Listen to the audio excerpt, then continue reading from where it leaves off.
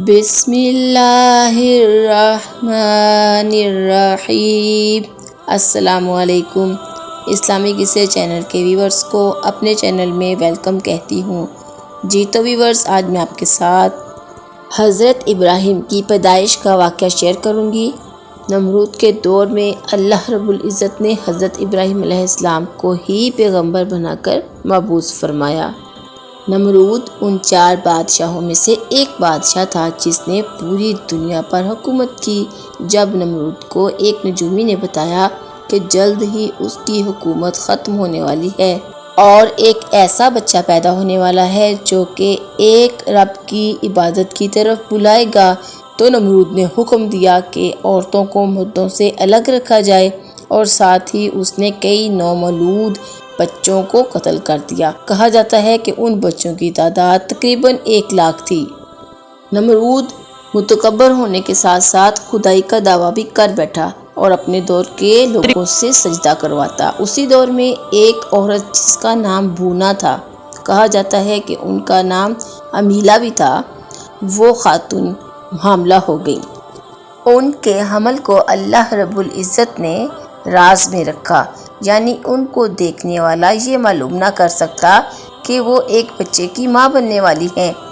وہ نیک خاتون اپنے بچے کی پیدائش سے پہلے جنگل کی طرف روانہ ہو گئی اور ایک غار میں پناہ لی۔ اسی غار میں انہوں نے ایک نومولود بچے کو جنم دیا اور اللہ رب العزت سے دعا فرمائی کہ اے اللہ، میرے بچے کی حفاظت فرمانا۔ اس نومولود بچے کو اسی غار میں چھوڑ کر اپنے گھر کی طرف روانہ ہو گئی۔ اگلے دن وہ خاتون اپنے بچے کو دیکھنے کے لیے آئیں تو یہ دیکھ کے حیران رہ گئی کہ ان کا بچہ اپنا ہی انگوٹھا چوس رہا ہے اور اس کے انگوٹھے سے دودھ نکل رہا ہے۔ اس بچے کی بڑھوتری بھی بڑی تیزی سے ہوئی۔ یہ بچہ کوئی اور نہیں، حضرت ابراہیم علیہ السلام تھے۔ حضرت ابراہیم علیہ السلام نے اللہ تعالیٰ کے حکم سے اپنے بیٹے حضرت اسماعیل علیہ السلام کو ذبح کر دیا۔ اللہ رب العزت نے اپنی رحمت سے حضرت اسماعیل علیہ السلام کو بچا لیا اور ان کی جگہ جنت سے ایک دمبا بھیجا۔ مسلمان ہر سال عید الاضحیٰ کے موقع پر حضرت ابراہیم علیہ السلام کی سنت پوری کرتے ہوئے جانوروں کی قربانی کرتے ہیں۔ جی تو ویورز، اب چلتے ہیں اپنی ویڈیو میں ایسی باتیں شیئر کرتے ہیں حضرت ابراہیم علیہ السلام کے بارے میں جو نہ کبھی آپ نے سنی ہیں اور نہ ہی پڑھی ہیں۔ نمبر 1، اللہ اکبر۔ سب سے پہلے حضرت ابراہیم علیہ السلام نے کہا۔ سب سے پہلے جمعے کے لیے غسل حضرت ابراہیم علیہ السلام نے کیا۔ سب سے پہلے منبر پر خطبہ حضرت ابراہیم علیہ السلام نے دیا۔